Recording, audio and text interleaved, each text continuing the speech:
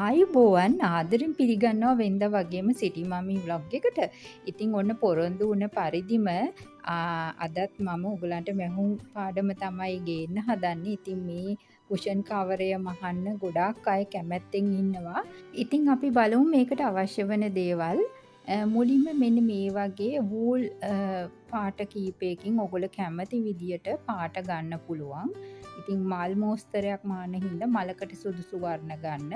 ඒ වගේම මේ විදිහට ටිකක් මහත ඉදි කටු කීපයක්. ඊළඟට මේකට පාවිච්චි කරන රෙදි මම අර කලින් කිව්වා වගේ බොහොම විනිවිද පේන රෙද්දක් තමයි මුලින් අපිට පාවිච්චි කරන්න වෙන්නේ. ඉතින් මට හොයාගන්න පුළුවන් වුණේ මේ ඕගන්සා කියන රෙද්ද. ඉතින් ඒකත් මේ ෂැඩෝ වර්ක් වලට පාවිච්චි කරනවා. ඒ වගේම යටට දාන්න පොප්ලින් හරි එහෙම නැත්නම් කැමති සුදු රෙදි වර්ගයක් පාවිච්චි කරන්න. ඉතින් මල් පීස් උනත් ඔයගලන්ට ගන්න පුළුවන්.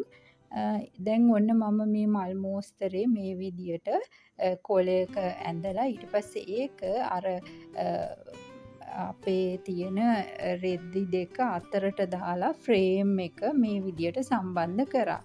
ඉන් පස්සේ ඒකට උඩින් අපිට මේ විදිහට මෝස්තරේ ඇඳ ගන්න පුළුවන්. ඉතින් පැන්සලක් පාවිච්චි කරනවා නම් වඩා හොඳයි.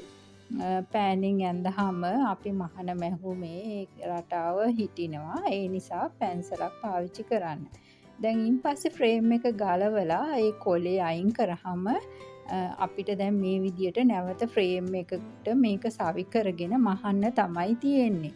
හොඳ තදට හිටින විදියට ෆ්‍රේම් එක සවි කරගන්න. ඊට පස්සේ දැන් මේක ටිකක් පැහැදිලි මදි නම් නැවත අඩුපාඩු ඇඳ ගන්න පුළුවන් අපිට.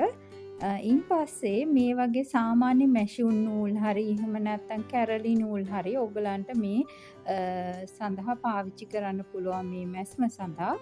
ඉතින් දැන් මම මේ මැද කොටසින් තමයි පටන් ගන්නෙ. මේකට මම වර්ණ දෙකක් පාවිච්චි කරනවා. මේ වගේ මැජෙන්ටා කලර් එක සහ ලා රෝස පාට. ඉතින් ඔයගලන්ට කැමති විදියට වර්ණ පාවිච්චි කරන්න පුළුවන්. රෝස පාටින්ම විතරක් ඔයගලන්ට මේක පාවිච්චි කරන්නත් පුළුවන්. ඉතින් දැන් මේකේ වටේ මැස්ම තමයි අපි මුලින්ම මහගන්න ඕනේ. ඒ සඳහා පාවිච්චි කරන්නේ මම ආපසු මැස්ම.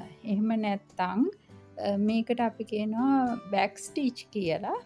මේ ආපසු මැස්ම මැසීමේදී මුලින්ම නූල එක තැනකින් උඩට අරගෙන ඒ නූල ගත්ත තැනට පිටුපසින් තමයි ඉදිකට නැවත ඇතුළු කරන්නේ. ඒ ඇතුළු කරලා එළියට ගන්න ඕන වෙන්නේ අපි මුලින් නූල ඇදපු තැනින් පොඩ්ඩක් උඩට වෙන්න. ඒ කියන්නේ පොඩ්ඩක් ඉදිරියෙන්. ඉතින් ඔන්න ඔය විදිහට මේක දිගටම වටේ මහගෙන යන්න. මං හිතන්නේ ඔයගලන්ට මේක අමාරු දෙයක් නෙමෙයි. මේ ආපසු මැස්ම කියන එක මේක සාමාන්‍යයෙන් කුඩා කාලේ ළමයිට පවා මේක පාසලේදී පවා උගන්වනවා. මේ සාමාන්‍ය මැහුම් ක්‍රමයක්. ඉතින් මේක දන්නේ නැති කෙනෙක් ඉන්නවා නම් ඒ කෙනාට පුළුවන් සාමාන්‍ය නැටි මැස්ම එහෙම නැත්නම් ඔය නූල් ඇදීම වගේ ඒක හැබැයි ගොඩාක් කුඩාවට කරන්න ඕනේ. මොකද දැන් අපි මේක පිරවමක්නේ කරන්න යන්නේ.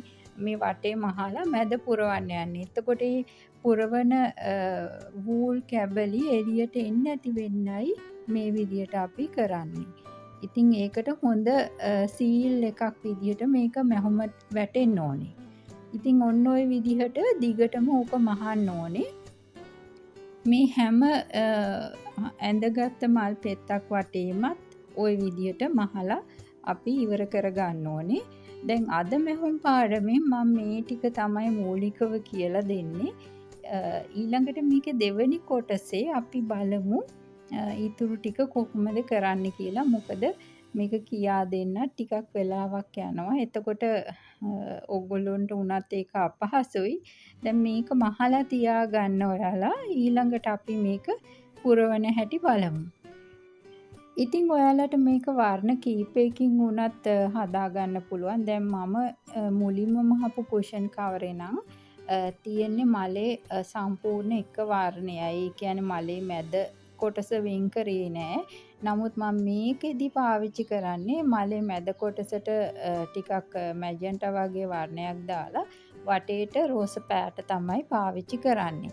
දැන් ඔයගොල්ලෝ ගන්න වර්ණය ඒ කියන්නේ පුරවන්න ගන්න වර්ණයෙන්ම තමයි වටේ නූල් ටික යන්නත් ඕනේ. එතකොට තමයි අර ඒකේ හොඳ නිමාවක් එන්නේ. දැන් ඔය විදියට රෝස පාටින් නූල් ටික අරගෙන අපි ඒ රෝස පාටින් වටේ මැස්මත් මහගන්න ඕනේ. අවුට්ලයින් එක විදියට තමයි මහගන්නේ. දැන් ඔය ආපසු මැස්ම තමයි දිගටම පාවිච්චි කරන්නේ. ඉන්පස්සේ ඔතන ඔය කොලයක් මම ඇඳලා තිනවා. ඒක කොළ පාටින් මහන්න ඕනේ. ඉතින් දැන් ඔයාලා බලන්නකෝ අවසානයේ මේ මැස්මට පස්සේ මේක තියෙන විදිය ඊට පස්සේ අපි ලස්සනට මේක පිරවුමක් කරනවා. ඉතින් ඒක තමයි අමාරුම කොටස. මම ඊළඟ වීඩියෝවෙන් තමයි ඒක ඔයාලට ගේන්න ලෑස්ති වෙන්නේ. ඉතින් එහෙනම් ආයිත් හම්බ වෙමු ඊළඟ වීඩියෝ එකෙන්. ඔයාලා හැම දෙනාටම තෙරුවන් සරණයි.